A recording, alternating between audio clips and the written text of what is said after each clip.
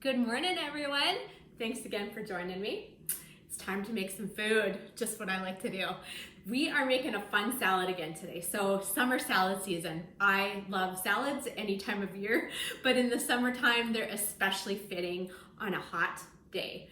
We are making a dish today that can be either used as a main dish or as a side to your Italian meal. It's an Italian salad. So we're once again cooking from Byerly's, my all-time, well, in my top three. It's in my top three cookbooks. Love this book. We are making tortellini and veggie salad. I have made it before and it's delightful. And like I said before, this is not baking, this is cooking. So you make it as recipe the first time and then you mess with it and try something new. That's how I operate. So you're kind of getting a feel of both of that today. All right, so first of all, we need to make the dressing. Now this recipe will make 6 cups total of your salad. And in that 6 cups, it requires a half a cup of Italian salad dressing. I'm just gonna whip up a vinaigrette because I don't have a store-bought one on hand, but you could totally do that. And in the past, I've used the Newman's Italian, the Paul Newman's, and it's very good. So whatever you'd like to do, but let me whip up some Italian dressing first. So let's start with that, okay? So I'm gonna shake it all up in a mason jar. That is my preference to do. So it starts with good olive oil, right? You hear that from many people, I'm sure. If you watch any type of cooking shows, even on a network, they always say that you need good quality olive oil. So we're gonna start with a 1/3 cup of good olive oil, okay? Next thing, 3.5 tablespoons of vinegar. Now I'm just using white vinegar. You could probably use apple cider vinegar or even a flavored vinegar. Can you tell I forgot to take out a spoon? If you wanted to. So again, this is something that you could switch up as you want.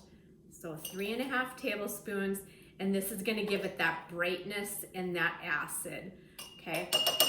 There's our vinegar, and then we're gonna go with, now my recipe calls for 2 tablespoons of Romano cheese, like the grated. I am not going to put that in there because the salad has already some Parmesan shavings in there, so I'm not gonna go overboard on that. So I'm skipping that, but you could absolutely add that. Next thing is sugar. Calls for a teaspoon of sugar. I'm using stevia. Now stevia is twice as sweet, so we're only gonna use half of a teaspoon of the stevia. Then we are going to go with a full teaspoon of black pepper.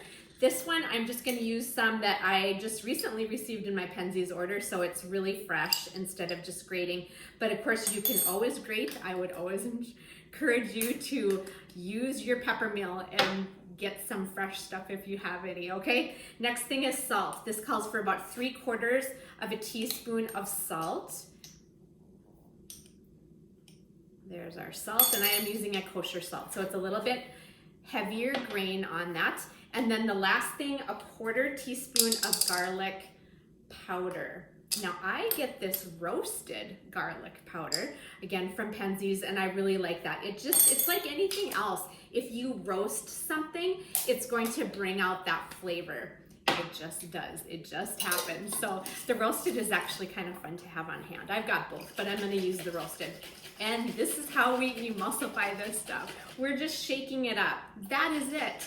So this is going to probably make more than I need for my salad recipe here, which is fine because it's delicious on any salad that you would make. Okay, so there is our dressing. We are done with that. Let's move some of this out. Now, the salad itself. Okay, so it calls for tortellini. Now I just buy the frozen. This is a 3-cheese tortellini.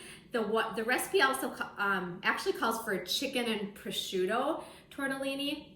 Be creative. Whatever you can find is gonna work, okay? So don't get really hung up on that. Now this I have already cooked to kind of what I would call like an al dente. And that is so it's a little bit on the chewy side yet. You don't want it crunchy, of course, but you don't want it like falling apart mushy, okay? I'm gonna grab a spoon, I forgot that as well. Actually, I'll grab one of these things. Okay, So that has been drained, that has been cooked, blanched, which means you put it in an ice bath so it stops the cooking process, and then it has been drained, okay? So that is what I'm doing. Now I'm gonna add some dressing. I'm just gonna use the same cup, and I'm gonna start with just a 1/3 cup. And the reason that is because I have not like super measured everything out.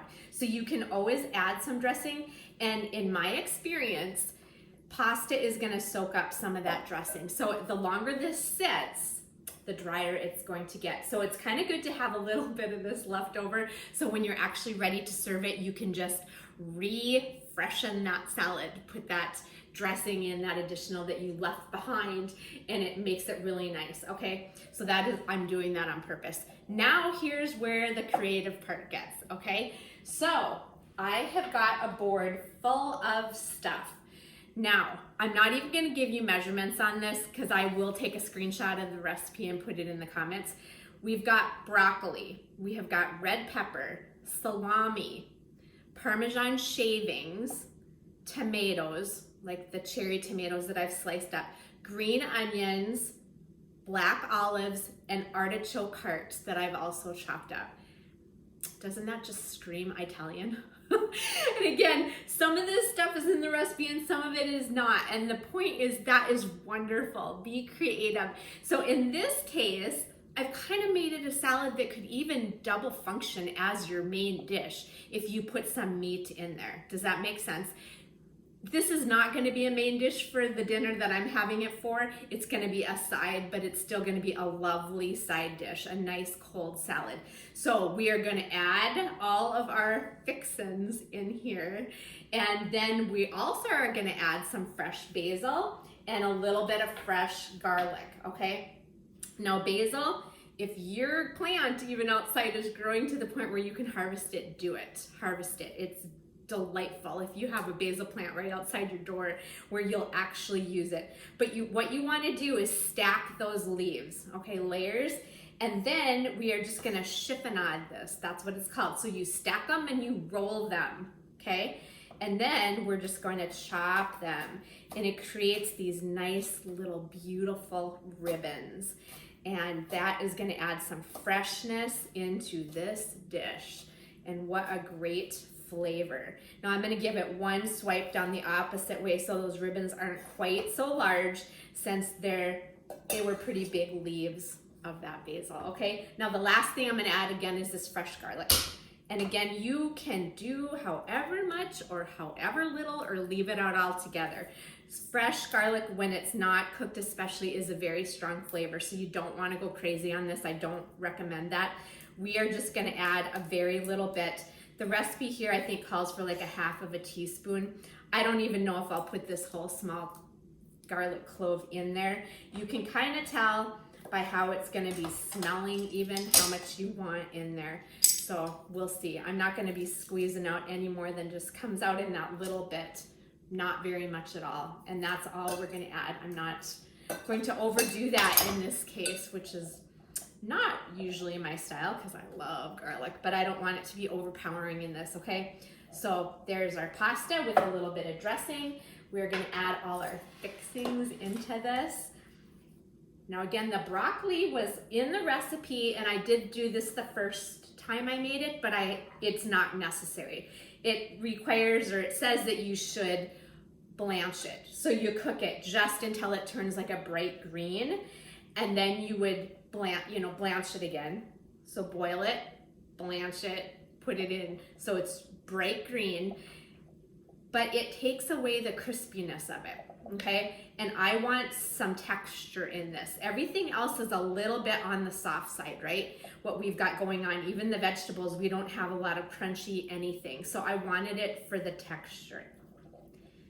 Now look at that. Can you see that? That's kind of why I did it in glass. I can see it better on the top. Isn't that pretty? It's beautiful. It is such a lovely salad. And again, you can alter these ingredients. You can be creative. You can add vegetables that I haven't even thought of. You could do a twist on this completely with the dressing and add a more creamy type dressing rather than a vinaigrette. Different meats you can put in here. You could add different olives, different cheese assortments. It's just such a versatile, fun recipe, and it's beautiful and it's delicious. So that is my salad that we're doing along with our meal tonight. We're having a board meeting here, so it's a fun dish to make. I hope you give this a try and give me some ideas.